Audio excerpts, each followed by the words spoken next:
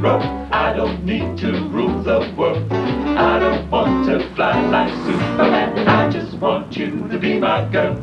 I don't got $1 million. I don't own no rocks and pearls. I don't live the high life, baby. I just want you in my world.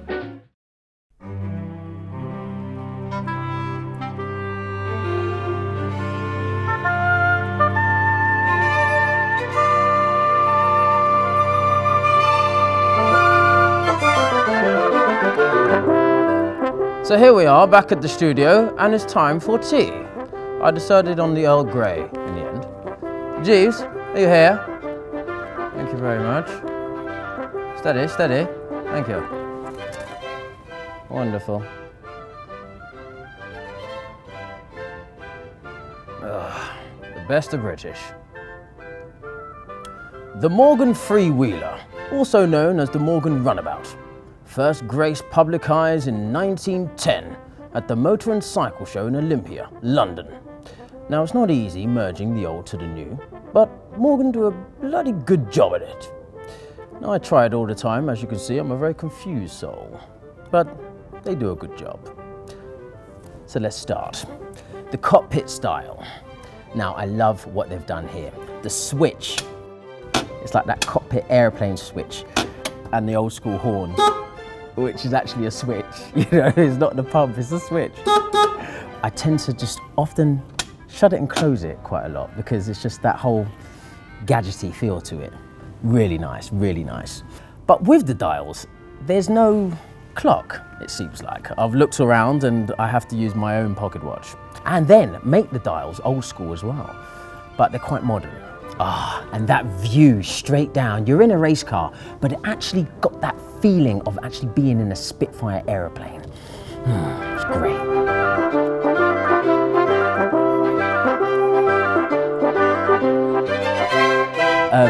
And the petrol gauge. It's a little bit tough to work out because it's in percentages rather than just an empty or a full. There's still some old things which I think they should have added. Rear view mirror. There's no rear view mirror. You've got your two sides, it's great, but with a vehicle like this, you really do need a rear view mirror. The other thing was storage. You got a little bit of storage at the back. And I know it's difficult because it's a three-wheeler, but you've got to be really clever about how you do it. And one major thing, we're in Arabia. Beautiful leather, it's black, it gets hot. We need AC. Is there AC? No. Major, major no-no. So, as I said, the old school and the new school merging is a tough thing, but I think they do a good job.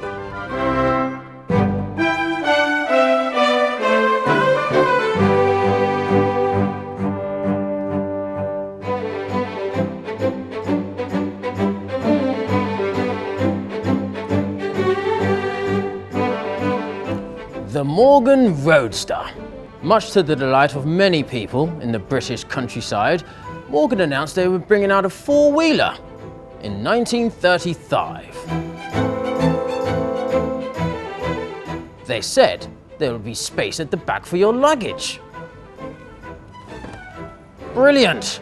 You'll be able to cruise down the countryside, open top, wind blowing. Delightful image. Talking about images, time to capture this moment on my pocket camera. Snazzy. Time to capture this delightful vehicle. Yeah, lovely. Time for a selfie, they say, isn't it? Yes. There you go. Looking good, yes. One with the car in, yes. Got to get the car in. Yes. Pleasure. Time for a cruise and maybe a game of cricket with my good friend Jeeves. What about Giles and Henry?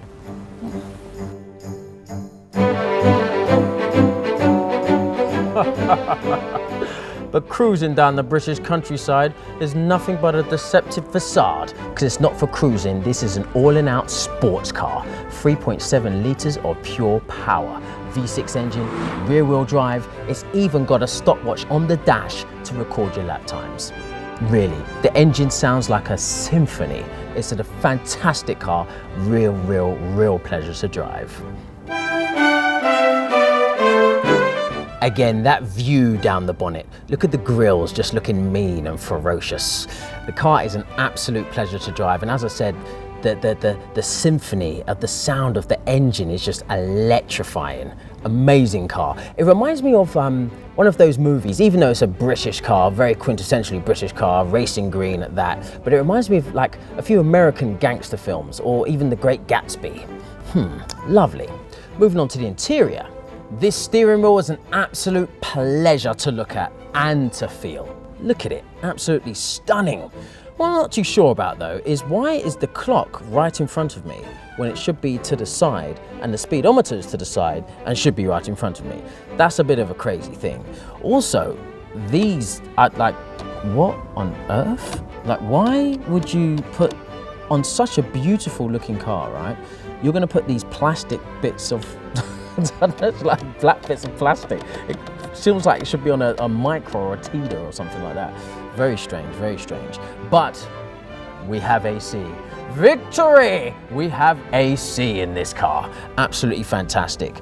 Also, there's a little stereo here, which I like the way they've hidden this as well. It's down, it's tucked away, so you can't really see it. It doesn't ruin the image of the whole thing. Really nice. Again, the gear stick. Yeah, the gear stick's a little bit too modern. They could have kept that old school classic as well. But beautiful tan leather, the wood here as well. Lovely. Oh, and this. Why, oh why. Look at it. It just looks like it should be out of some sort of Ford Cortina back in the 80s. It's ridiculous, man. Why would you do that? Have a nice chrome one. Like, these ones are okay, right? You got your wings like this. So why not have the central, like, chrome like that as well? Very strange, very strange. 3 windscreen wipers, I like that, little small ones. It might be a bit of a technical nightmare if one breaks down, but nonetheless, they look really nice and cute and gimmicky. And the storage space, I mean, you've got your glove compartment, but that's exactly what it is, 4 gloves, maybe a couple of bits of paper. You've got your pouches here on the side, on both sides. Pretty good. Again, you can probably get a mobile phone, a couple of bits of paper in there or whatever. But again, no storage for like cups, cup of tea, drink, refreshing can or something. Nothing at all. And there's quite easily space in here to do that, but they didn't do it. Very strange. Every beginning needs an ending. I've driven both cars, but now it's time for the final verdict. Morgan, over 100 years of driving passion. The Roadster, 299,000 dirhams it retails at. The Freewheeler, 216,000 dirhams.